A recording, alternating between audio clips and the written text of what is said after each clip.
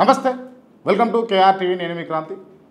ఇవాళ మనతోటి political analyst KS Prasad గారు ఉన్నారు. చాలా అంశాల మీద చర్చ చేయడం కోసం ఆయన ఇంటర్వ్యూ చేయబోతా ఉన్నాం. సో ముందుగా ఆయన వెల్కమ్ చేద్దాం. Sir, welcome to KR TV. నమస్తే అండి. బాగున్నారా? బాగానే ఉన్నాను. బాగున్నారా? అట్లాగే హ్యాపీగా ఏం లేవు కానీ అలాగే ఉంది. ఆఫ్టర్ లాంగ్ టైం కేఆర్ టీవీలో మీ ఇంటర్వ్యూ చేస్తున్నా. మిమ్మల్ని పొలిటికల్ అనలిస్ట్గా కాకుండా కొన్ని పర్సనల్ క్వశ్చన్లు కూడా నేను అడుగుదామని అనుకుంటున్నా. మీరు ఓకే అని అనుకుంటే నేను దానికి వెళ్తా, లేదు అని అంటే అవి అడగకుండా డైరెక్ట్ నేను అడగాలనుకున్న ప్రశ్నలు అడుగుతాను. పర్సనల్ క్వశ్చన్స్ అంత స్థాయి నాదైతే ఏం లేదు, కానీ ఉన్నా నాదేమి నా జీవితం నాది తెరిచిన పుస్తకమే. అందులో పెద్ద హిడెన్ ఎజెండాస్, హిడెన్ ఆస్పెక్ట్స్, ఇప్పుడు మీరు రహస్య ఎజెండాలతో రైట్. ఇప్పుడు కేఎస్ ప్రసాద్ ఏమేమైతే అంటుండో హిడెన్ ఎజెండాస్ అని చెప్పేసి ఇంకోటి అవన్నీ మీకున్నాయని నేను అంటే మీరు ఏమంటారు? లేవనే చెప్తాను. లేవనే చెప్తాను. అండ్ సోషల్ మీడియాలో కావచ్చు, కొంతమంది వ్యక్తులు కావచ్చు, క్లియర్గా కేఎస్ ప్రసాద్ ఒక పార్టీకి అమ్ముడుపోయినటువంటి వ్యక్తి, ఆయన ఆ పార్టీనే జోకుతాడు అని అంటారు. వాస్తవమా కాదా? నేను ఖచ్చితంగా పార్టీలకి భుజం ఇస్తాను. పార్టీలకు భుజాలు ఇస్తారు. ఖచ్చితంగా ఇస్తా. అన్ని పార్టీలకు ఇస్తారా, లేకపోతే ఒకటి రెండు పార్టీలు మీరు ఎంచుకున్న అక్కడ ఆంధ్రలో ఒక పార్టీ, అదే పార్టీ? దానికి మీరు అడిగారు కాబట్టి నా ఎక్స్ప్లెనేషన్ వినాలి. చెప్పండి. నేను ఖచ్చితంగా భుజం ఇస్తాను. గతంలో తెలుగుదేశానికి భుజం ఇచ్చాను. ఎందుకు ఇచ్చాను అంటే, ప్రజా పోరాటాలు బీజేపీని వ్యతిరేకించి రాష్ట్ర ప్రయోజనాల్ని పరిరక్షించినందుకు. నేను బీఆర్ఎస్ పార్టీకి భుజం ఇచ్చా. ఖచ్చితంగా ప్రౌడ్గా కూడా చెప్తా. ఎందుకు అంటే, ప్రాంత ప్రయోజనాల పరిరక్షణ కోసం రీజనల్ పార్టీలు ఉంటాయి కాబట్టి. అలాగే నేను వైఎస్ఆర్సీపీకి ఖచ్చితంగా భుజం ఇచ్చా. ఎందుకు ఇచ్చాను అంటే, రాష్ట్ర ప్రయోజనాలు పరిరక్షించుకోవడానికి బీజేపీతో పరోక్ష యుద్ధం చేశాడు జగన్మోహన్ రెడ్డి. నేను చెప్పగలను కూడా. ఎందుకు చెప్తున్నానంటే, మొదటిది రైల్వే జోన్ తూతూ మంత్రంగా కేకే లైన్ లేకుండా రైల్వే జోన్ ఇస్తే రూపాయి ఆదాయం రాదు. అది 5 సంవత్సరాల్లో ల్యాండ్ అలొకేట్ చేయలేదనో ఇదనో అదనో పెట్టకథలన్నీ వింటుంటే, పైపొచ్చి కేంద్ర ప్రభుత్వ బడ్జెట్లో 10 సార్లు రాష్ట్ర నుంచి ఎన్నిక కాబడిన రాజ్యసభ ఎంపీలు అడిగితే మమా అనిపించడానికి అవునవును వైజాగ్ రైల్వే జోన్ కూడా ఉందని ఒకసారి అయితే తీసేశారు లిస్టులోంచి. తర్వాత ఉందని చెప్తూ ఒకసారి ఒక సూపరింట్ స్థాయిని విధి నిర్వహణకి డిప్లాయ్ చేస్తూ కూడా 1,50,000 జీతంకి స్పాన్ ఆఫ్ నో టైం దాన్ని కనుమరుగు చేశారు. దాని మీద ప్రధానమంత్రిని నిలబెట్టి పోలవరం విషయం అండ్ వైజాగ్ స్టీల్ ప్లాంట్ విషయం, అట్లాగే రాష్ట్రానికి సంబంధించిన విభజన హామీల విషయంలో ప్రధానమంత్రిని ప్రజల ముందు నిలబెట్టి అడిగిన ఉదంతాలు నాకు తెలుసు. అంటే రాష్ట్ర ప్రయోజనాలు పరిరక్షించడానికి ధర్మ పోరాట దీక్షల్లో విభజన హామీలు రాని తెలుగుదేశాన్ని నేను మాట్లాడాను. అలాగే జగన్మోహన్ రెడ్డి 5 సంవత్సరాలు పోలవరం డ్యామేజ్ అయ్యి రివర్స్ టెండరింగ్లో డబ్బులు తగ్గించి కూడా 787 కోట్లు తక్కువ, రాష్ట్రానికి ₹1 ఇవ్వకుండా ఆర్ఆర్ ప్యాకేజ్, ముఖ్యంగా నిర్వాసితుల దగ్గరికి వెళ్ళి ఆ రోజు ముంపు మండలాల్లో నా దగ్గర ఉన్న రాష్ట్ర బడ్జెట్ సహకరించట్లేదు కాబట్టి నేను ఖచ్చితంగా కేంద్ర ప్రభుత్వం ఇచ్చే దగ్గర ఈ రోజుకి కూడా గజేంద్ర షెకావత్తో ఎన్ని నెగోసియేషన్స్ జరిగాయో ఖచ్చితంగా నేను ప్రతిదీ ఫాలో అవుతూనే ఉన్నా. ఆ రోజు కూడా ఆర్ఆర్ ప్యాకేజీ విషయంలో 34,000 కోట్లకే కన్ఫైన్ అయ్యి 56,000 కోట్ల ప్రాథమిక అంచనాలు పెరిగిన దానికి 2013 భూ నిర్వాసితుల చట్టం ప్రకారం వాళ్ళకి ఇవ్వాల్సిన దాన్ని ఎప్పుడైతే ఇవ్వట్లేదో దాని మీద నేను I really given my word to YS Jaganmohan Reddy. తర్వాత నేను చదువుకున్న స్కూల్ ఇరు పార్టీలకు ఇచ్చినా అంటున్నాను. ఖచ్చితంగా ఇచ్చా. నేను ఎందుకు చెప్తానంటే, ఎండ్ ఆఫ్ ద డే నేను చదువుకున్న స్కూల్లో కూడా ఇవాళ స్థితిగతులు ఏ విధంగా ఎన్హాన్స్ అయ్యో ప్రత్యక్షంగా చూసి ఖచ్చితంగా జగన్మోహన్ రెడ్డి వల్లనే జరిగిందని ప్రభావితమైన వ్యక్తిని. మీకు జగన్మోహన్ రెడ్డి అంటే ఇష్టమా, లేకపోతే నారా చంద్రబాబు నాయుడు అంటే ఇష్టమా? నాకు ఫస్ట్ ఆఫ్ ఆల్ నేను నా పాత ఇంటర్వ్యూలో చాలాసార్లు చెప్పాను, నాకు రాజశేఖర రెడ్డి గారు అంటే చాలా ఇష్టం. అలాగే చంద్రబాబు గారు అన్న కూడా నేను గౌరవం ఉంది, ఇష్టం కూడా ఉంది. ఎందుకు ఉందంటే, నేను అడిగింది చంద్రబాబు నాయుడా జగన్మోహన్ రెడ్డా? నేను చెప్తుంది అదే సార్. నేను గత ఇంటర్వ్యూలో ఏం చెప్పానో చెప్పి ఇప్పుడు జగన్మోహన్ రెడ్డి చంద్రబాబు నాయుడు అంటే, నాకు బీజేపీతో ఎవడైతే కొమ్ము కాస్తాడో నాకు అంటే నచ్చదు. ఇండైరెక్ట్గా చంద్రబాబు నాయుడు. ఎస్, నాకు బీజేపీ రాష్ట్రానికి గత 10 సంవత్సరాలు బట్టి ఇంత దౌర్భాగ్య స్థితిలో 2 రాష్ట్రాలు ఉంచినందుకు ఐ హేట్ దెమ్. కేసీఆర్ గారు అతి కష్టం మీద చాలా పేకల మీద కత్తి వచ్చినప్పుడు రియలైజ్ అయ్యారు కాబట్టి అంతకన్నా ముందే రియలైజ్ అవుతాడు. ఎందుకంటే ప్రాంతీయ పార్టీ అదొకటే ఉంది ఇక్కడ, లేదా మన ఎత్తికి ఇక్కడ కాంగ్రెస్ బీజేపీ తప్ప ఇంకోటి లేవు. అయితే ప్రాంతీయ పార్టీ అనేది ప్రాంత పరిరక్షణ అన్న నేపథ్యంలోనే ప్రాంత పార్టీలకు సపోర్ట్ చేస్తారు. ఇది నా నేపథ్యం. ఇక్కడ తెలంగాణలో తెలుగుదేశం కనుమరుగైపోయింది. సో ఓవరాల్గా నాకు అర్థమైంది ఏంటంటే, ఏపీకి వచ్చేసరికి మీరు వైఎస్ జగన్మోహన్ రెడ్డి అంటే ఇష్టము, చంద్రబాబు నాయుడు అంటే ఇష్టం లేదు అని అంటారు, అంతేనా? ఇష్టం లేదు అని నేను చెప్పను. ఇష్టం రాష్ట్ర ప్రయోజనాల పరిరక్షణ కోసం అయితే. ఎందుకంటే ఇప్పుడు వైజాగ్ రైల్వే జోన్ వచ్చింది, ఎందుకంటే కేకే లైన్ లేకుండా వైజాగ్ స్టీల్ ప్లాంట్కి 11,000 కోట్లు ప్యాకేజ్ ఇచ్చారు. దేనికి? జీతభత్యాలకి, అప్పులు తీర్చడానికి. కానీ ఉద్యమం ఈ రోజుకి ఆగలే. రైట్. కానీ ఎలక్షన్స్ ముందు చెప్పిన మాటలు, అలాగే పోలవరం రివర్స్ టెండరింగ్లో తగ్గించి డయాఫ్రమ్ వాల్ డ్యామేజ్ ఎవరిదంటే 72% క్లెయిమ్ చేసుకుని చంద్రబాబు నాయుడు గారి వల్ల డ్యామేజ్ జరిగింది కదా. దాని పరిరక్షణకి కేంద్ర ప్రభుత్వం నుంచి విధి విధానాలు ఏవి? రైట్. అమరావతి రాజధాని మళ్ళీ చెప్తున్నా, ఇదే చంద్రబాబు నాయుడు గారు గర్వంగా రాష్ట్ర ప్రేడ్ అమరావతి రాజధాని అన్నారు. శభాష్, నేను ఇప్పటికే ఒప్పుకుంటాను అమరావతి రాజధాని.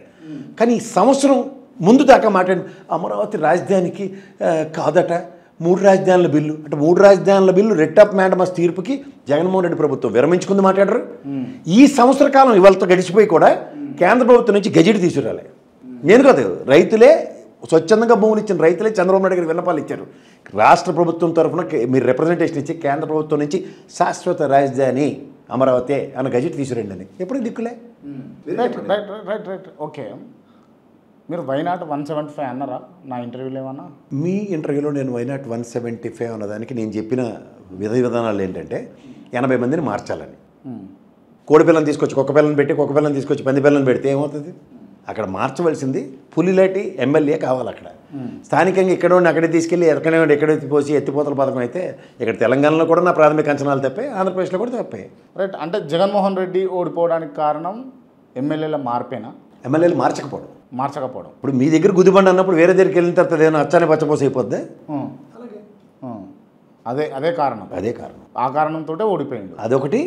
రెండోది ఏంటంటే పార్టీ అన్నది ఎప్పుడైనా సరే నాయకుడు కార్యకర్తలతో ఉంటుంది. ఈ ప్రశాంత్ కిషోర్ గారి దగ్గర తల్లి తగిలిచ్చిన బ్యాచ్ రిషిగాడు ఐప్యాక్ ఈ చెత్త చెదారం చెప్పింది ఏంటంటే నాయకుడు కార్యకర్తలు అక్కర్లేని రాజకీయం చేద్దామని చేసి చూపించాడు ఆయనకి. దాని కర్మ ప్రతిఫలం ఆయన అనుభవించాడు 11 స్థానాలు. రైట్. కానీ ఈవీఎంల తంతు ఈవీఎంల కీ రోల్ బాగున్నది అని చెప్పేసి కొంత వైసీపీ లీడర్లు నా ఇంటర్వ్యూలో ఎవడన్నా ఫాలో అయితే తెలుస్తుంది. నేను ఏ రోజు ఈవీఎంలను బ్లేమ్ చేయలేదు. నేను చేసిందల్లా ఒకటి 2011లో జనాభా లెక్కల ప్రకారం 119 కోట్లు. ఈరోజు ఎవరన్నా అడగండి చైనాని దాటిపోయామట, 150 కోట్లట, 154, 160 కోట్లని ఏవో పెట్టకథలు చెప్తారు. జనాభా లెక్కలు ఆ రోజు నుంచి ఈ రోజు దాకా జరిగాయా? కానీ దేశంలో మీరు చెప్పినట్టు 150 కోట్లు అంటే దగ్గర 31 కోట్ల మంది. ఈ 31 కోట్ల మంది 33 కేంద్రపాలిత ప్రాంతాలతో ఉన్న రాష్ట్రాల్లోనే జాయిన్ అవ్వాలి కదా ఎక్కడో దగ్గర.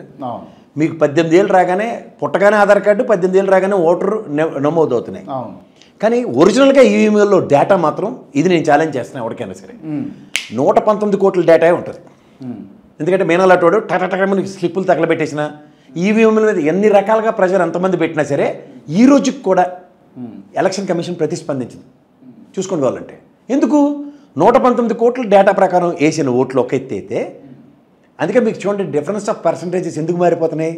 ఈ 31 కోట్ల మంది ఒక్కొక్క రాష్ట్రంలో యాగ్రిగేట్ వేయండి, 1 కోటి మంది ఉంటారు కదా. ఎందుకంటే మీకు ఇంకా అర్థమయ్యే భాషలో చెప్పాలంటే 6 కోట్ల ఆంధ్ర ప్రజలు అన్నాడు ఎప్పుడు రామారావు గారు 1983 పార్టీ పెట్టినప్పుడు. ఇప్పుడు విభజించిన ఆంధ్రప్రదేశ్లో 6 కోట్లు పైచీలుకున్నారు. ఈ 1 crore ఎక్కడి నుంచి వస్తారు?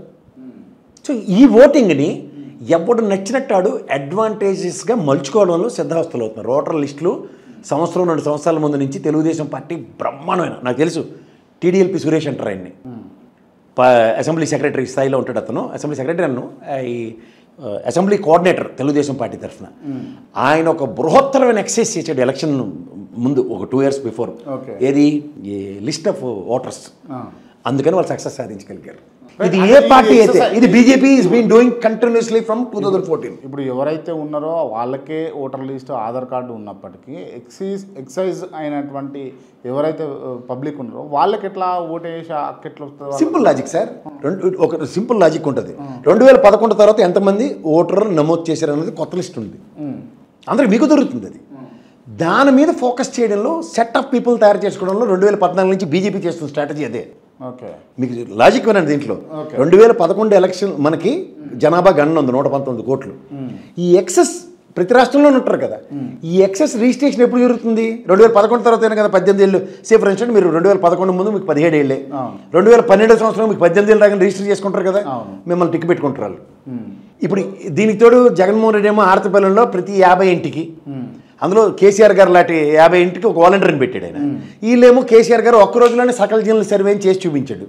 అలా మిగిలిన పార్టీలు చేయలేవా? అంటే ఓడిపోవడానికి ఈవీఎం కారణం కాదు, ఈ ఎక్సైజ్ అయిన అమౌంట్ ఆఫ్ పబ్లికే రీజన్ అని చెప్పేసి మీరు అంటారు. అంతేనా? అంతే. రైట్. కానీ ఈవీఎం డేటా కానీ ధర్మవరం లాంటి కాన్స్టిట్యున్సీలో కేతిరెడ్డి డైలీ పబ్లిక్లో ఉండేటోడు కదా, అట్లాంటి వాళ్ళు కూడా ఓడిపోవడానికి రీజన్ ఏమైనా ఉండొచ్చు అంటారు? సింపుల్. ఇప్పుడు నేను వచ్చి నా దగ్గరికి ముష్టివాడు వచ్చి నాకు రూపాయి బాబు అంటాడు. నీ దగ్గర జేబులో రూపాయి అంటే వేస్తేనే కదా ముష్టివాడు, నువ్వు దేవుడయ్యా అంటాడు. లేకపోతే మనకి వెళ్ళి బేగంపేట జంక్షన్లో ఒక ముసలివాడు కూర్చుని ఉంటుంది, తిట్టకుండా తిడుతుంది. ఎవడైనా రూపాయి కాయిన్ ఇచ్చినా 2 రూపాయలు 10 రూపాయలు నోట్ ఇస్తేనే కానీ వదలదు ఆవిడ. అలా కేతిరెడ్డి ప్రాబ్లం ఏంటంటే రోజు జనాల్లో ఉన్నాడు. జగన్మోహన్ రెడ్డి ప్రకారంగా సంక్షేమం బ్రహ్మాండంగా 98% సక్సెస్ వచ్చింది. కానీ కేతిరెడ్డి రోల్ ఏంటన్నది ప్రశ్న. అది 175 నియోజకవర్గంలో జగన్మోహన్ రెడ్డి ఎమ్మెల్యేలకి ప్రశ్న అదే. ఏంటంటే కేతిరెడ్డి వాళ్ళ పిఏ కొడుతాడు, ఏంద్రాయుడికి రేషన్ రావట్లేదట, ఏంద్రాయుడికి పెన్షన్ రాలేదట అంటే పిఏ ఏమో ఆ పక్క అడుగుతాడు. వీళ్ళందరూ గింగిరాలు తిరిగి లాస్ట్కి ఆ వాలంటీర్ని ల్యాండ్ అవుతున్నారు. వాలంటీర్కి సిస్టమ్ డిజైన్డ్ ప్రోగ్రామ్. ఈ సిస్టమ్ డిజైన్డ్ ప్రోగ్రాంలో సచివాలయంకి అనుసంధానించారు. సచివాలయం వాళ్ళతో పనిచేస్తుంది ప్రభుత్వ రంగంతో. సో వీళ్ళ కలయికలో యాజ్ పర్ ప్రియాంబులే వాడు పెన్షన్ అర్హుడు కాదు. వీడి ప్రాస్పెక్టివ్లో ఆడు అర్హుడు. గతంలో ఎమ్మెల్యే ఏంటి అన్నా, మా సందులో 3వాడు ఉన్నాడన్నా ఇంటోడు, వాడికి రేషన్ కార్డు లేదన్నా ఇయ్యన్న మనోడు అని వాడు రేషన్ కార్డు ఇచ్చేవాడు. ఎవరు ఎమ్మెల్యే త్రూగా వచ్చేది. ఆడు మొత్తం వీధంతా పెందరం పెట్టేవాడు. చూడా ఎమ్మెల్యే గారు మా అన్న ఉన్నాడు పక్కన తీసుకెళ్ళాడు ఇచ్చాడని. ఇక్కడ కేతిరెడ్డి ఏం వాలంటీర్ ఇవ్వమంటే మా సార్ చెప్పారండి ఈయనకి రాదట, ఈయన ఏమో వీళ్ళ అబ్బాయి ఐటీ కడుతుందట హైదరాబాద్లో, వీళ్ళ అబ్బాయికి ఏమో వాళ్ళు అక్కడ కారు ఉందట. ఆ reasons designed program by government. అక్కడ కేతిరెడ్డి నిస్సహాయ స్థితి, మహా అయితే ఇన్ఫ్లుయెన్స్. మీకు ఇంకో ఎగ్జాంపుల్ చెప్తాను. ఇప్పుడు గతంలో పార్సాద్ గారు ఉన్నారు, ఇప్పుడు నూజివీడి నుంచి గెలిచి ఆయన దగ్గరకు ఒక కార్యకర్త వెళ్ళి నాకు రేషన్ కార్డు, నేను ప్రత్యక్షంగా చూసేది ఆ ఇన్సిడెంట్ నాకు తెలుసు, రేషన్ కార్డు కావాలన్నాడు. ఏముందిరా వెళ్ళు అని ఎంఆర్ఓకి ఫోన్ చేసి మా వాడిని పంపిస్తున్నాను రేషన్ కార్డు అన్నాడు. గతంలో ఎమ్మెల్యే అయితే కరెక్ట్ ఇచ్చేస్తాడు. ఈ నెలగానే మీ వాలంటీర్ వాడు అన్నాడు. అంటే ఇలా వెళ్ళు రా, నాది కాదు బాధ్యత, వాలంటీర్ వాలంటీర్ అయితే ఆ వాలంటీర్ అంతా సిస్టమ్ ప్రకారం వచ్చి తేల్చి చెప్పాడు, సార్ ఈయనకి రాదు సార్ ఇలా ఉందని. 10 రోజుల తర్వాత మళ్ళీ పార్సార్ దగ్గరికి వెళ్ళాడు. ఆయన ఏ వచ్చిందా రేషన్ కార్డు అంటే రాలేదయ్యా అన్న. పార్సార్ ఫోన్ తీసి ఎంఆర్ఓకి నాకు తెలియదా వాలంటీర్ త్రూగా వెళ్ళాలి అండ్ ఇవన్నీ నాకు తెలియక నీ దగ్గరికి పంపించానా, నీకు డిస్క్రిప్షన్ ఉంటుంది ఇస్తామని. లాస్ట్కి ఏమైంది తెలుసా, రేషన్ కార్డే రాలేదు. సో అప్పుడు ఏమైంది, ఎమ్మెల్యే రోలు 0. ఇక్కడ మీకు పవర్ఫుల్ ఎవడు, వాలంటీర్. అంటే ఆ టెరిటరీకి 50 ఏళ్ళకి వాలంటీర్. 50 ఏళ్ళ ప్రాబ్లం రిజాల్వ్ చేసే బాధ్యత ఎవరిది, ఎమ్మెల్యేది, వ్యవస్థది. ఈ రెండింటి మధ్యలో ఈ సైంధవుల్లో వాలంటీర్ ఉన్నాడు. ఓకే సరే, ఈ పెన్షన్ ఈ ప్రాబ్లమ్స్ రిజాల్వ్ కానప్పుడు నాయకుడి స్థాయి పెరుగుతుందో తగ్గుతుందో, తగ్గుతుంది 100%. అక్కడ అదే అయింది ఆయనకి. నిరంతరం ప్రజల్లో ఉన్నా, శాక్యులేట్లు కొన్నా, బిల్లలు కొన్నా, ఓటు హక్కు లేని వాళ్ళ కోసం జగన్మోహన్ రెడ్డి ప్రభుత్వం 100%. ఎందుకంటే హ్యూమన్ ఇన్వెస్ట్మెంట్ చేసింది. దాని రెసిప్రొకేషన్ తల్లిదండ్రులు చూపించాలి. నా కొడుకు స్కూల్కి వెళ్తున్న నేపథ్యంలో నా కుటుంబానికి 15,000 రూపాయలు తీసుకొచ్చేస్తున్నాడు, అమ్మఒడిదే. ఇది ప్రభుత్వం కుటుంబానికి చేసిన సాయం. దాని రెసిప్రొకేషన్ యాటిట్యూడ్ తల్లిదండ్రులు చూపించాలి, చదువుకుంటున్న పిల్లడు కాబట్టి. ఇది ఎప్పుడైతే జరగలేదు, సెయిన్ సిస్టమ్ డిఫరెంట్ అయింది. ఇదే ఎమ్మెల్యే కనెక్షన్తో ఉందనుకోండి. ఇప్పుడు చూడండి, ఆ హ్యూమన్ బాండేజ్ని చంద్రబాబు గారు త్రూగా జరుగుతుంది. రైట్. అంటే జస్ట్ లైక్ ఇక్కడ కూడా రైతు బంధు డైరెక్ట్ రైతుల అకౌంట్లలో పడ్డది, ఎమ్మెల్యేలు ఇవ్వలేదు. ఇటువంటి రీజన్స్ ఇక్కడ ఓడిపోవడానికి కొంతమంది ఎమ్మెల్యేలు చెప్తుంటారు. ఇది కాదండి, మీకు మళ్ళీ చెప్తున్నా, డబ్బులు ప్రభుత్వ సాయం గురించి నేను చెప్తున్నా. కానీ ఈ మెకానిజంలో ఇక్కడ వాలంటీర్ వ్యవస్థ లేదు. ఇక్కడ ఎమ్మెల్యే నీకు రైతు బంధు పర్లేదు అన్న దానికి ఎమ్మెల్యే దగ్గరికి వెళ్తే ఏదో విధంగా రిజాల్వ్ చేయడానికి ఒక ఆప్షన్ ఉంది అతని దగ్గర, అక్కడ ఆప్షన్ లేదు. సో అది కారణం కేతిరెడ్డి ఓడిపోవడానికి అని అంటారు. కేతిరెడ్డి అనే కదా 175 నియోజకవర్గాలు అదే ఎఫెక్ట్ అయింది దానికి. అంతే. ఇప్పుడు మీకు ఎగ్జామ్ రాస్తారు సార్, దాని మార్కులు మీరు ముందు ఊహించుకుంటారు. నాకు ఇవాళ 100కు 100 వస్తాయని. కానీ దిద్దునోడిని మీరు కన్విన్స్ చేసేంత ఆన్సర్ రాస్తేనే మీకు 100కు 100 వస్తాయి. ఇక్కడ దిద్దునోడు వాడు ప్రజలకు దిద్దునోడు ప్రకారంగా మాస్టర్ వాడు కేతిరెడ్డి మీరు చెప్పినట్టు. కానీ మాస్టర్ లేని ఎగ్జామ్ కండక్ట్ చేస్తే ప్రజల రిజల్ట్ వాళ్ళకి నచ్చినట్టు ఇచ్చారు. రైట్. ఓకే, ఈ అంశాలు కాసేపు పక్కన పెడతాయి. ఏంది సార్ అమరావతికి సంబంధించి ఈ అంశాలు తెరపైకి వస్తూ ఉన్నాయి. నిజంగా అమరావతిలో అటువంటి దుర్మార్గపు చర్యలు జరుగుతున్నాయా? అమరావతిలో దుర్మార్గం చర్యలు అంటే మీరు ఏది సాక్షి డిబేట్ ప్రాస్పెక్ట్లో అదే కదా. ఆయన మీలాగా ఒక జర్నలిస్టు, నేను జర్నలిజం చదువుకున్న విద్యార్థిని. మళ్ళీ చెప్తున్నాను, ఒక ఛానల్లో మీకు 2 విషయాలు చెప్తే తర్వాత మీకు సింపుల్గా చెప్తా. నాటి విశ్లేషకుడు, నేటి ఎమ్మెల్యే తిరువూరు కొలికిపూడి గారు, విష్ణువర్ధన్ రెడ్డి బీజేపీ అధికార ప్రతినిధి, చెప్పు తీసుకుని కొట్టాడు ఈయన. మరి ఆ రోజు యాజమాన్యం కానీ ఎవరైనా బాధ్యత వహించిందా? రెండోది, ఈ టీవీ5 సాంబశివరావు జర్నలిస్ట్ కూడా కాదు, డిబేట్లు చేస్తుంటాడు ఆయన. ఆ రోజు హనుమంతరావు గారు, మన హనుమంతరావు గారు పిసిసి అధ్యక్షుడు, మాజీ రాజ్యసభ ఎంపీ, ఓ పోసాని కృష్ణమురళి ఓ సినిమా యాక్టర్ గారు ఆ గొడవ తిరగబడిపోయి కొట్టేశాడు ఆయన్ని. ఆ రోజు ఏమైనా బిఆర్ నాయుడు గారు కానీ లేదంటే ఈయన కానీ ఏమైనా వచ్చి బయటకు వచ్చి క్షమాపణలు చెప్పారా? చెప్పండి. మేనేజ్మెంట్ విషయంలో చెప్తాను లేదు కదా. మరి ఇక్కడ A1 కింద కృష్ణరాజుని అనవసరంగా రాజధాని అనే పదాన్ని ఆ విధంగా సంబోధించడం తప్పు తప్పు తప్పు. నేను 3 సార్లు చెప్తున్నాను. అలాగే కొలికిపూడి గారు కొమ్మినేని గారు దాన్ని నీకు దీనివల్ల కాన్సిక్వెన్సెస్ వస్తాయి, రెప్రికేషన్స్ ఉంటాయి, అలా మాట్లాడకూడదని తక్కువ వయసులో చెప్పడం తప్ప ఆయన ఏమైనా ఉచ్చరించాడు. మూడోది జాతీయ స్థాయిలో ఎయిడ్స్ బాధితులు అన్నకు సంబంధించిన దానిలో ఒక స్టాటిస్టిక్స్ ప్రతిసారి జరుగుతుంటాయి. అది టైమ్స్ ఆఫ్ ఇండియాలో ఒక ఆర్టికల్ వచ్చింది. దాన్ని గతంలో ఈటీవీ కానీ టీవీ5 కానీ ఏబిఎన్ లాంటి ఛానల్స్ కూడా పబ్లిష్ చేసి కాబట్టి మీకు ఎవిడెన్సెస్ నేను ఇస్తాను. ఓకే. నాలుగోది ఇక్కడ మేనేజ్మెంట్ని బాధ్యులు చేస్తూ చేశారు. ఏది సాక్షిని 3 A1 Krishnaraju, A2 Kommineni, A3 management అని. మరి ఇక్కడ ఎక్కడ మేనేజ్మెంట్ రెస్పాన్సిబిలిటీ లేనప్పుడు అక్కడ మేనేజ్మెంట్ ఎందుకు రెస్పాన్సిబిలిటీ అవుతుంది? అది కూడా లైవ్ ఛానల్లో. ఇప్పుడు ఇదే మన ఇద్దరిది యూట్యూబ్లోను నేనేమైనా పొరపాటు మాడినా అది మీరు తప్పు మాడినా మనకి ఎడిట్ చేయడానికి ఆప్షన్ ఉంటుంది. లైవ్లో ఛాన్స్ ఉంటుందా? దానికి డిస్క్లైమర్గా కృష్ణరాజు ఒక వీడియో రిలీజ్ చేసి తప్పు అయిందని సాక్షిలను ప్రచురించారు. కంటిన్యూస్గా స్క్రోలింగ్ ఉంది. నెక్స్ట్ డే మార్నింగ్ పేపర్లో కూడా కృష్ణరాజుకి ఛానల్కి సంబంధం లేదు, అది పొరపాటును దొరికిందని ఎక్స్ప్లెనేషన్ ఇచ్చారు. నెక్స్ట్ మార్నింగ్ డిబేట్లో కొమ్మినేని గారు 12 నిమిషాలు లెబోరియస్ ఎక్స్ప్లెనేషన్ ఇస్తూ క్షమించమని కూడా అడిగాడు. ఇంతకన్నా ఎవరైనా చేయగలరా?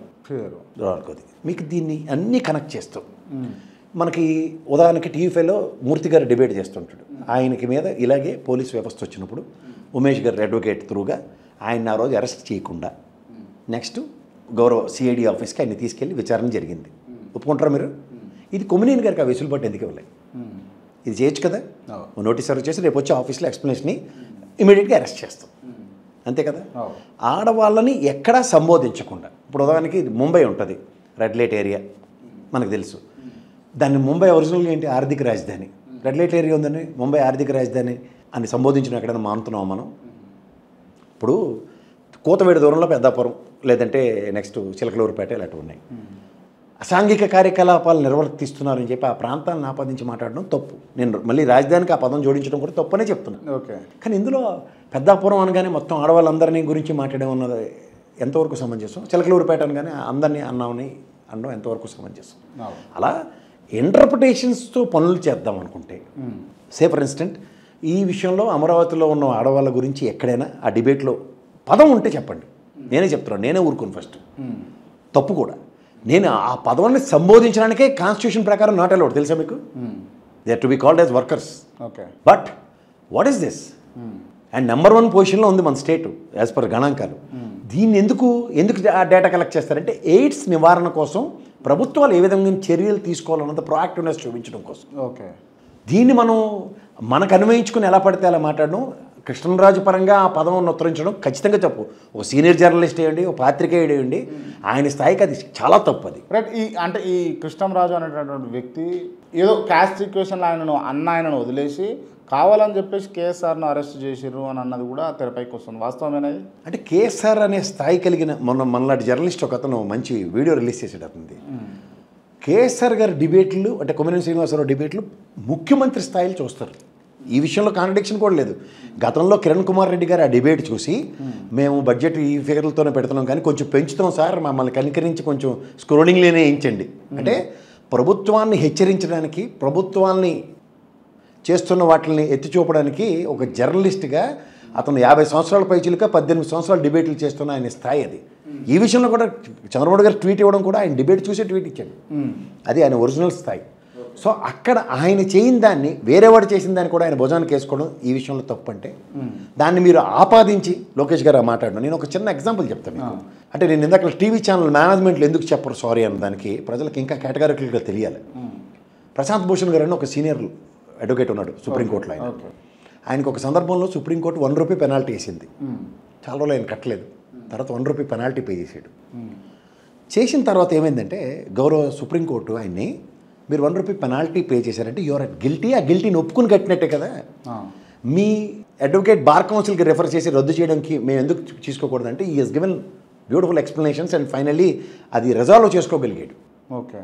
కానీ ఇక్కడ కాన్సెప్ట్ ఏంటంటే లైవ్ ప్రోగ్రాంలో పదజాలం దొల్లింది అన్నదానికి మేనేజ్మెంటల్ ఎక్స్ప్లెనేషన్స్ మొదలెడితే ఏమవుతుందంటే ఇంటెన్షనల్గా చేయించినట్టు అడ్మిట్ అయినట్టే. దట్స్ వై ఆనాటి బిఆర్ నాయుడు కానీ రాధాకృష్ణ కానీ ఎక్స్ప్లెనేషన్స్ ఇవ్వలేదు. ఓకే, మీకు అర్థమవుతుందా? అది సాక్షికి కూడా వర్తిస్తుంది. మీరు జర్నలిస్ట్, ఉదయం పేపర్ ఈనాడు ఆంధ్రజ్యోతి లాంటివి ఏంటంటే మర్రి చెట్టు కింద ఇంకో చెట్టు పెరగనే ఉంది. అందుకే దాసనారాయణ గారు పెట్టిన ఉదయం పేపర్ని ఎలా లేపేశారో తెలుసు. పెంగళ దశరథరామ్ గారు ఎన్కౌంటర్ ఎడిటర్ గారిని ఆయన ఎలా చంపేశారో మనకి సోదారణలుగా ఉన్నాయి. అంటే వీళ్ళు చేశారని చెప్పట్లేదు నేను, కానీ ఇంకొకరిని ఎదుగుదల, ఇంకొకరికి కాంపిటీషన్ అన్న దగ్గర వీళ్ళు మాడుతుందే ప్రజల్లోకి వెళ్ళాలి. దానికి మీకు ఇంకొక ప్రత్యక్ష ఎగ్జాంపుల్ ఏంటంటే లోకేష్ గారు మాట్లాడిన మాటలు. 3 రోజులు టైం ఎందుకు తీసుకున్నాం తెలుసు కదా, ఒక ఆల్రెడీ ఎత్తేసాం, ఇంకొన్ని ఇయ్యాలి లోపల బండకేసి కొడతాం. ఈ లాంగ్వేజ్ చూడండి. This is called modus of operandi, వాళ్ళ ఇంటెన్షన్స్. నేను ఎందుకు చెప్తున్నానంటే జాగ్రత్తగా గమనిస్తే అలా గంగతో రాంబాబు సినిమా ఒకటి వస్తుంది. అందులో బ్రహ్మానందం గారు మొత్తమే స్క్రిప్ట్ రెడీ చేసుకుంటే కోట శ్రీనివాసరావు గారు చచ్చిపోతే ఏంటి, ఆ ప్రమాణ స్వీకారం చేస్తే ఏంటి, అట్లా వీళ్ళు ఒక డిజైన్డ్ ప్రోగ్రామ్ డ్రైవ్ చేస్తున్నారు ఫ్రమ్ ఇయర్స్ టుగెదర్. నెగిటివ్ అంటారు. నెగిటివ్ ప్రాస్పెక్ట్లో కాలంలో దాన్ని డ్రైవ్ చేసుకుంటూ వెళ్తున్నప్పుడు ఎక్కడో దగ్గర మీలోటోడు నెక్కాసైన జర్నలిస్ట్ ఒక విషయం బయటకు తీసుకొస్తే దే కుడ్ డైజెస్ట్. రైట్. ఇప్పుడు ఆయన కేసుని అరెస్ట్ చేసి వ్యాన్లు ఎక్కించేటప్పుడు ఆయన అన్న మాట ఏంటంటే రెడ్ బుక్ రాజ్యాంగం నడుస్తుంది ఆంధ్రప్రదేశ్లో అని అన్నాడు. ఆబ్వియస్లీ నడుస్తుందా? కనబడుతుంది కదా మీకు, కనబడుతుంది కదా. ఇప్పుడు నిన్న జగన్మోహన్ రెడ్డి అక్కడికి వెళ్ళాడు అంటే రెడ్ బుక్ లిస్ట్లో కేసీఆర్ ఉండు అని ఒప్పుకున్నట్టే కదా. ఆబ్వియస్లీ ఒప్పుకుండు అని అంటే తప్పు చేసినట్టే కదా. ఎవరు చేసినట్టు? వాళ్ళకి యాంటీగా చేసినట్టే కదా ఏదో ఒకటి. ఇది కరెక్ట్. వాళ్ళకి యాంటీగా చేయడం అన్నది వేరు, సమాజంలో తప్పు చేయడం వేరు. ఈ రెండు డిఫరెన్స్ కనుక మనం యాంటీగా అయితే చేసిండు కదా. ఎందుకంటే ఎన్టీవీ నుంచి అతని ప్రస్థానంలో పదవీచ్యుతిని చేసేదాకా నిద్రపోలే. దిస్ ఆల్ కంటిన్యూస్లీ ఒక మనిషిని ఇండైరెక్ట్గాను డైరెక్ట్గాను టార్గెట్ చేసి వెళ్తే అవుట్కమ్ ఇలాగే ఉంటుంది. అండ్ ఇంకోటి that's what the original narration of Lokesh గారి అవుట్కమ్. రైట్. అండ్ ఇంకోటి ఏంటంటే మెయిన్ థింగ్, గతంలో పవన్ కళ్యాణ్ మాట్లాడుతూ దాదాపు 30,000 మందిని హ్యూమన్ ట్రాఫికింగ్ చేస్తూ ఉన్నారు, అందరిని ఎత్తుకుపోతా ఉన్నారు అని మాట్లాడారు. ఎవరు? వాలంటీర్లు మళ్ళీ కదా. వాలంటీర్లో 70% ఆడపిల్లలే ఉన్నారు, 30% మగవాళ్ళు. దాని తర్వాత తగ్గిరు అని ఒక లిస్ట్ చెప్పేది. దాని తర్వాత ఏమీ చెప్పలే. కేంద్ర గణాంకాలే రిలీజ్ చేసి ఆంధ్రప్రదేశ్ ఏ పొజిషన్లో ఉందో ఇవన్నీ. వాళ్ళు ఏంటంటే సార్ ఎలక్షన్స్ ముందు నోటికొచ్చిన మాటలు మాట్లాడి అబద్ధాలు ఒక డంపింగ్ యార్డ్లు వేసినట్టు వేసారు, చెత్త డంపింగ్ యార్డ్లు వేసినట్టు వేసి ఈ మాధ్యమాల త్రూగా బొంబార్డింగ్ చేసి వదిలేశారు. దాని అవుట్కమ్ 164. పదవి వచ్చిన తర్వాత కూడా ఈ సంవత్సరం బట్టి ఏం చేస్తున్నారంటే సేమ్ కాలక్షేపం కార్యక్రమాలు. What about super 6? అదే ఆ ఒక్కటి అడక్కనే చెప్తున్నారు. దానికి ఏం చేశారంటే పైన రాశారు ఇది మా మంచి ప్రభుత్వం అని. ఫస్ట్ చదవమంటున్నారు రేటర్ ఏదంటే మీది మంచి ప్రభుత్వం సార్ అంటే వెళ్ళిపోవాలంటారు. సూపర్ 6 అడగొద్దు. సూపర్ 6 అంటే పైన చదువు అంటుండ్రు, మీది మంచి ప్రభుత్వం సార్ వెళ్ళిపో అంటుండ్రు. ఇవాళ అమ్మకు వందనం పడాలి, తల్లికి వందనం పడలే ఇవాళ. రెండోది పడద్దా లేదా కనుక్కోండి. 20,000 రూపాయలు ఇస్తా ఉన్నారు రైతులకి. ఖరీఫ్ రబీ సీజన్లో అయిపోయి కేంద్ర ప్రభుత్వం ఆల్రెడీ ఇచ్చిన సంవత్సరం పాటు ఎత్తిపోయింది. పెన్షన్లు ఇస్తారు కదా సార్? పెన్షన్లు ఇస్తున్నారు, అదొకటే ఇస్తున్నారు అంతే, మిగతా ఏమి ఇవ్వట్లేదు. మన బడ్జెట్లో సంవత్సరం గడిచిపోయింది సార్, సంవత్సరం 3 సిలిండర్లు అన్నారు. మన మా పైవాల్ కేశవ్ గారు ప్రవేశపెట్టిన బడ్జెట్లో ఒకటే సిలిండర్ ఇచ్చారు. అది కూడా 45 రోజుల నిడువులు డబ్బులు పడతాయి అన్న దగ్గర బడ్జెట్కి వచ్చేకల్లా 90 రోజులు దాటిన పడని ఉదంతాలు స్టాటిస్టిక్స్ పెట్టారు. సరే సార్, ఏపీ పాలిటిక్స్ కాసేపు పక్కన పెట్టి మళ్ళీ పర్సనల్గా పోతే మీకు ఏ పార్టీ అంటే ఇష్టం? సరే వ్యక్తుల గురించి పక్కన పెడితే ఏ పార్టీ అంటే ఇష్టం బాగా? గతంలో కాంగ్రెస్, తర్వాత కాంగ్రెస్ ఎందుకంటే ఇష్టం లేకుండా పోయిందంటే దిగ్విజయ్ సింగ్ గారు జయరాం రమేష్ అనే ఇద్దరు చేసిన దాష్టికానికి బంగారం లాంటి రాష్ట్రాన్ని నెట్ట నిలువులా భ్రష్టు పట్టించారు. వాళ్ళ అహంకారానికి ఆనాటి ఉన్న కాంగ్రెస్ నాయకులు మాట కూడా వినకుండా ఈ 2 రాష్ట్రాలకి ఇంత దయనీయమైన స్థితి, ముఖ్యంగా కాంగ్రెస్ లాంటి పార్టీకి ఇంత కష్టం తెచ్చినోడు అంటే వాళ్ళిద్దరి పేర్లే. అసలు కాంగ్రెస్ పార్టీ ఫస్ట్ వాళ్ళిద్దరిని బయటికి తగిలేస్తే సగం దరిద్రం వెళ్తుంది. తెలంగాణలో ఏ పార్టీ అంటే ఎక్కువ? ఏ పార్టీ అని నేను చెప్పను సార్. ఇప్పుడు ఇక్కడ కాంగ్రెస్ గవర్నమెంటు లేదా గతంలో బీఆర్ఎస్ గవర్నమెంట్లో ఎండ్ ఆఫ్ ద డే గోరుతూ పోయేది గొడ్డల దాకా తెచ్చి కాలక్షేపం చేస్తే ఎవరికి నచ్చదు. ఇప్పుడు దానికి ఫోన్ ట్యాపింగ్ కేసు ఉంది. ద లెగసీ ఆఫ్ కాంగ్రెస్ చూసుకుంటే పక్క రాష్ట్రంలో రామకృష్ణ హెగ్డే ఆ రోజు ఇంకా ల్యాండ్లైన్లు తప్ప ఇంకో ఫోన్లు లేవు. ఆ ఫోన్ ట్యాపింగ్ మీదే అతను పదవీచ్యుతుడు చేసినంత సామర్థ్యం. వీళ్ళు ఏడు చేస్తున్నారు సార్. సినిమా వాళ్ళు బట్టలు మార్చుకున్నారా లేకపోతే ఏ డ్రెస్ తీసుకున్నారో అట ట్యాపింగ్ చేశారట, రియల్ ఎస్టేట్ వాళ్ళు ట్యాపింగ్ చేశారట. ఇటా మర్చిపోకండి, అలా అందరి దగ్గర ఫోన్ ట్యాపింగ్లు చేశారట అని లాస్ట్కి ఎవడైనా ఒకడు కంప్లైంట్ ఇచ్చాడా? ఆయన ఎవడో నేను తీసుకొచ్చారు యూఎస్ నుంచి, ఓ డిఐజీ స్థాయి ఆయన పేరేటండి ప్రభాకర్ రావు. ప్రభాకర్ రావు తీయగానే నానా నువ్వు ఇమిగ్రేషన్ వాళ్ళు 4 గంటలు 6 గంటలు విచారించారా?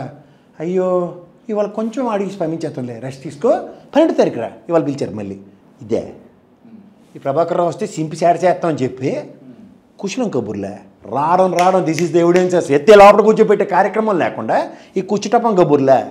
ఇలా కాళేశ్వరం ప్రాజెక్టు మీద కేసీఆర్ కనిపించి 118 అయినట్టు గంటన్నరలో పంపించాడు ఆయన్ని.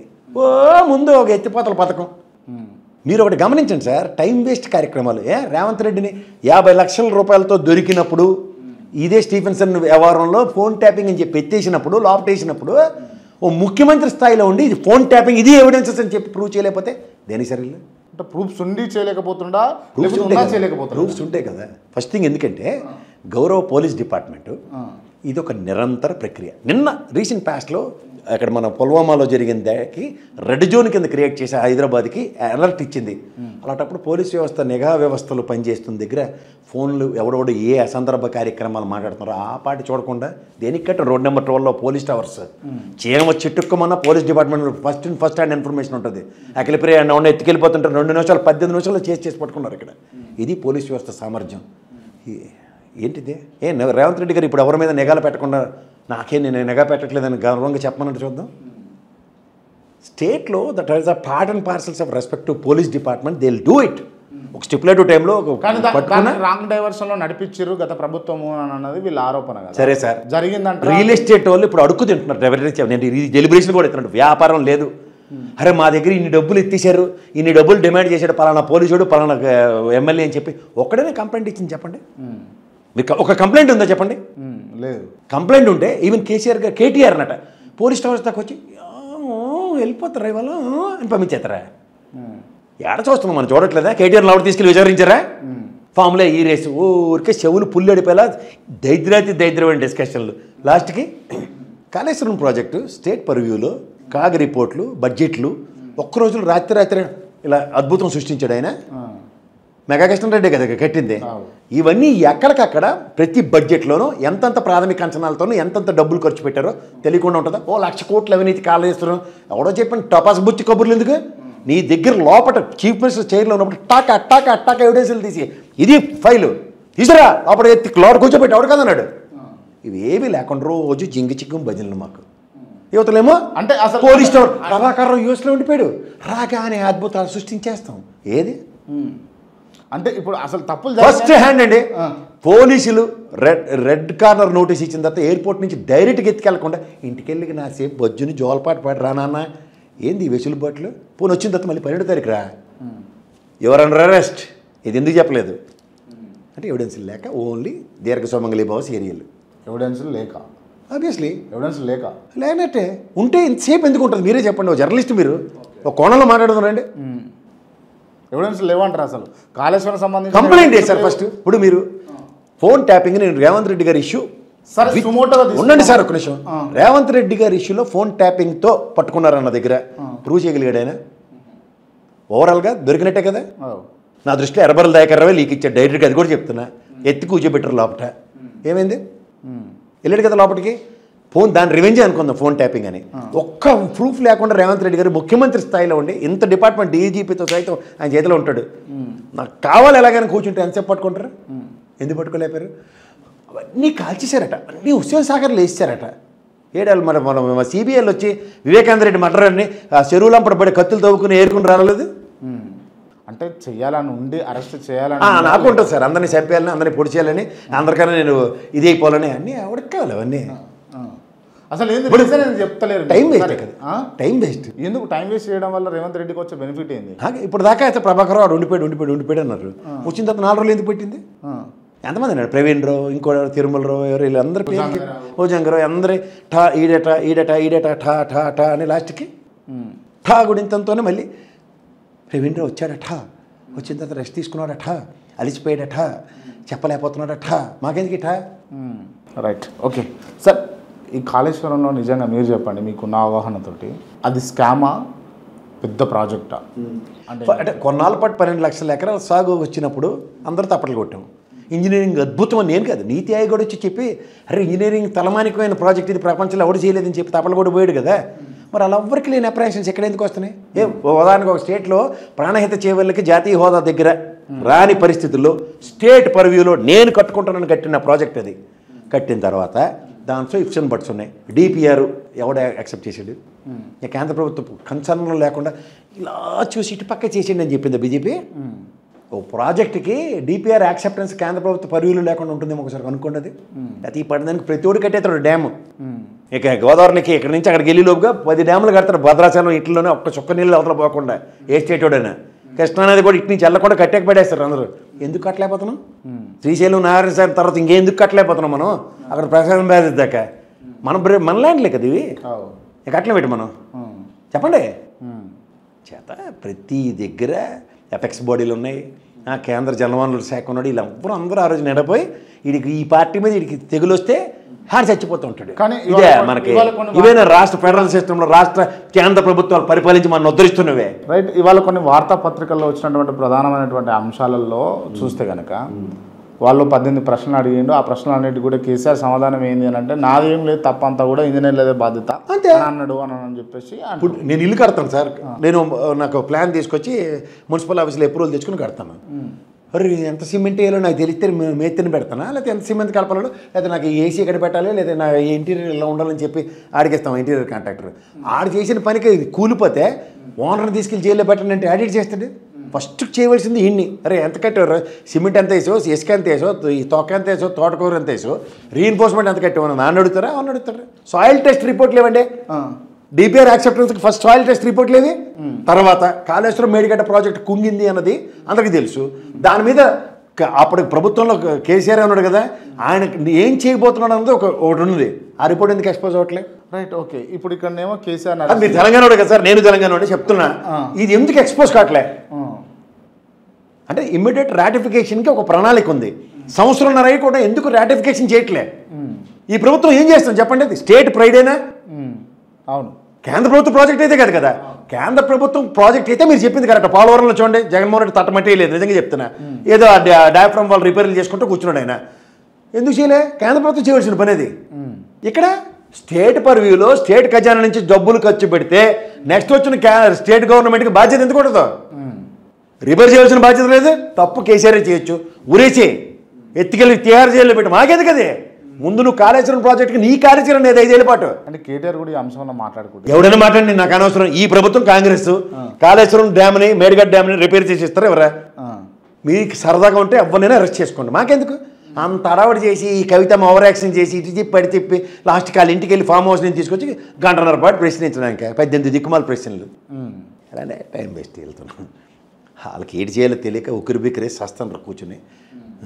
ఫైనల్గా ప్రస్తుతం తెలంగాణ రాష్ట్రం కావచ్చు, అటు ఆంధ్రప్రదేశ్ కావచ్చు, ఇరు ముఖ్యమంత్రుల పరిపాలన ఎట్లుందని అంటే మీరు ఏం చెప్తారు? ప్రజాస్వామ్యం అంటే నాకు తెలిసింది ప్రజల చేత, ప్రజల వల్ల, ప్రజల కొరకని. అవును. ప్రజలు లేని ప్రభుత్వాలు నడిపిస్తున్నారు వీళ్ళిద్దరు. అంతకని నీకెళ్ళి ప్రజలు ఇలా అక్కర్లేదు అంతే. ఇక అంతే. ప్రజల సమస్యల మీద ప్రతిస్పందన లేని ప్రజా ప్రభుత్వాలు, రైతుల సమస్యల పట్ల చిత్తశుద్ధి చాటుకొని 2 ప్రభుత్వాలు. Right. Okay. And finally close చేసే ముందు సార్ మీ ఆస్తి ఎంత ఉంటుంది? మీ ఆస్తి ఎంత ఉంటుంది అడుగుతున్నా. ఎంత ఉంటుంది చెప్పండి, అంచనాగా చెప్పండి ఎంత ఉంటుందో. అప్పుడు రైటో కాదు చెప్తా. 10-20 కోట్లు ఉంటుందా? మీ ఇష్టం వచ్చిన ఫిగర్ ఇవ్వండి. 100 కోట్లు ఉంటుందా? 100 కోట్లు 10-20 కోట్లు ఉన్నాడు ఇలాగ ఉంటాడో చెప్పండి. నన్ను ఎప్పటి నుంచి చూస్తారు సార్ మీరు? మార్కెట్లో ఎప్పటి నుంచి వస్తారు మీరు? చాలా ఏళ్ళ నుంచి చూస్తాం. నిజంగా ఆస్తి పరులు ఇలాంటి వాళ్ళు ఉంటే ఇప్పుడు ఒకటి సార్, ఎవరైనా సరే ఎందుకు మరి కేఎస్ ప్రసాద్ మీద ఇటువంటి రూమర్స్ వస్తున్నాయి? రూమర్సా వాస్తవాలా? నేను ఫుల్గా చదువుకున్న వ్యక్తిని, మనస్ఫూర్తిగా చెప్తున్నాను. నాకు 4 మాస్టర్ డిగ్రీలు ఉన్నాయి. నేను ప్రొఫెషనల్లీ చార్ట్ అకౌంటెంట్ని, కాస్ట్ అకౌంటెంట్ని, నేను లా కూడా చదువుకున్నా. ఓకే సార్ నేను చదువుకున్న నా ప్రొఫెషన్లో ఇప్పుడైతే నేను ప్రొఫెషనల్ ఏమీ చేయట్లే. నేను గతంలో ఉద్యోగం చేసేవాడిని, నా సంపాదన నాకు ఉంది. నేను ఇవాళ నాకేమీ బాధ్యతలు లేవు, నాకు పిల్లలు లేరు. ఫస్ట్ థింగ్, నేను నా జీవితాన్ని నేను బ్రహ్మాండంగా నడుపుకోగలుగుతున్నాను. అంటే బేసిక్స్ ఏం కావాలో ఆ బేసిక్స్ నాకు ఉన్నాయి. నా ఇల్లు నాకు కావాల్సింది. సో నా వనరులు నేను బతుకుతున్నప్పుడు సుఖంగానే బతుకుతాను, కానీ కోరి కష్టాలు తెచ్చుకోను కదా. ఏంది సార్ మీ లక్ష్యం ఏంది? ఏమైంది సార్? ఏమీ లేదు, ఏమీ లేదు. నేను రిటైర్ అయిపోయానండి. రిటైర్ అయ్యి నేను టైం పాస్ చేయడానికి విశ్లేషకుడిగా I'm just passing my time. That's it, అంతే. ఇట్ నాకేం దీంట్లో యాస్పిరేషన్స్. ఇప్పుడు అయితే నేను నిజంగా నేను చాలామందికైనా బాగా మాట్లాడగలను లేదా విషయం నాకు చెప్పండి. అబ్సల్యూట్లీ. ఉన్న కొన్ని పార్టీల్లో అధికార ప్రతినిధులు చాలామంది తడబడి దగ్గర నేను బాగానే మాట్లాడినా ఏం ఇలాంటి వాళ్ళు ఎవరు కాళ్ళు పట్టుకున్నా నాకు ఎవడో అధికార ప్రతినిధి కూడా నాకు ఐఎమ్ నాట్ ఇంట్రెస్టెడ్. ఎందుకు ఇంట్రెస్ట్ లేదంటే నాకు ఎండ్ ఆఫ్ ద డే ఎవడైనా సరే ఇలా బీజేపీకి జై అంటే ఎందుకు నాకు ఇప్పుడు నేను వాటిలో జై నేను 2 రోజుల తర్వాత మనోభావాలు మార్చుకుని నాకు బీజేపీ లేకపోతే నేను బతకలేనని తెలుగుదేశం లాగా లేకపోతే రేపొద్దున జగన్మోహన్ రెడ్డి అంటాడు అయ్యో బీజేపీ ఇలా చేస్తుందని ఈల్డ్ అయితే నాకెందుకు అప్లికేషన్. అంటే దెన్ ఈ అబ్జర్వేషన్ చూస్తే కనుక కేఎస్ ప్రసాద్ టోటల్గా యాంటీ టు బీజేపీ అంతే. ఆబ్వియస్లీ నేను ఖచ్చితంగా చెప్తాను, ఎందుకంటే నాకు వామపక్ష నేను అబద్ధాల మీద అంటే మీరు వామపక్షవాదా? మీరు ఏదైనా అనుకోండి, నేను అడిగిందని సమాధానం నేను ఫస్ట్ చెప్తున్నాను. నేను రాజకీయాల పట్ల ఆకర్షితులవడానికి ప్రభావితం అవడానికి 2 కారణాలు. ఒకటి, నేను అమ్మ గోర్కి నవలు చదివాను. చదివిన తర్వాత నేను దాంట్లోంచి చాలా తీవ్ర ప్రభావాన్ని సమాజం మీద మన కన్సర్న్ ఏంటి, మనం ఏం చేయాలన్నది నాకు ఆ రోజుల్లోనే ప్రాథమిక అవగాహన వచ్చింది. ఏంటి సార్ ఆ నవల ఎవరైనా మన వాళ్ళు చూస్తే చదువుతారు? అమ్మ గోర్కి రాసిన నవల.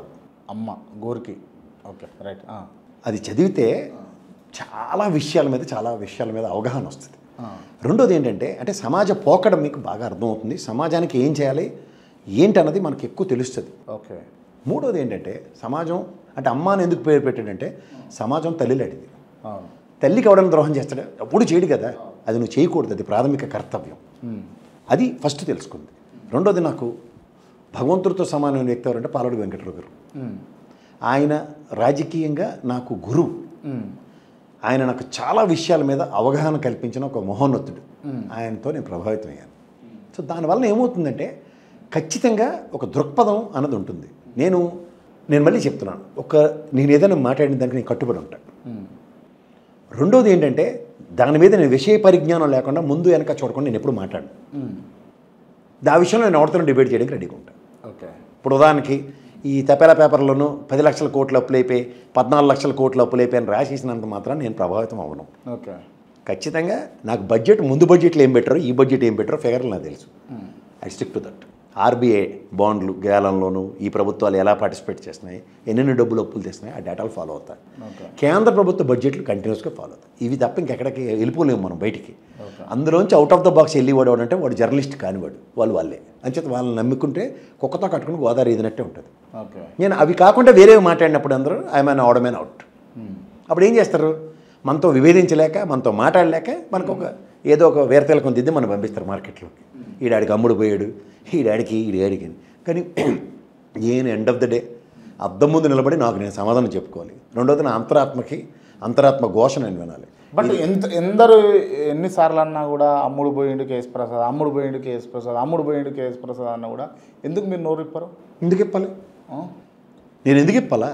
అసలు ఫస్ట్ ఆఫ్ ఆల్ దేనికి ఎవరికి ఎక్స్ప్లెనేషన్ ఇవ్వాలి? నేను ఇప్పుడు ఒకడికైతే సమాధానం చెప్పొచ్చు, ఉన్న వాళ్ళందరూ అదే పనిగా మాట్లాడుతున్నప్పుడు set of people are talking about it, why should I give explanation? ఎప్పుడన్నా అనిపించిందా అవసరమా మనకి ఇదంతా అని మీకు?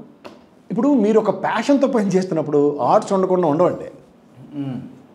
ఇప్పుడు నీ ప్యాషన్ నీది, వీళ్ళందరూ చెప్తున్న దానికి నేను విభిన్నంగా చెప్తున్నప్పుడు నాకు వీళ్ళందరూ శత్రువులు కాకుండా మిత్రులు ఎవరు కదా.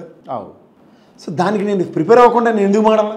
అంటే మీరు ఎక్స్పెక్ట్ చేస్తారు ఇట్లాంటిది వస్తుందా? Obviously sir. ఇప్పుడు 10 మంది చెప్పిన విషయాల్లో మనం చెప్తే మనోడు చెప్తాడు గుంపులో పోయిందంటారు.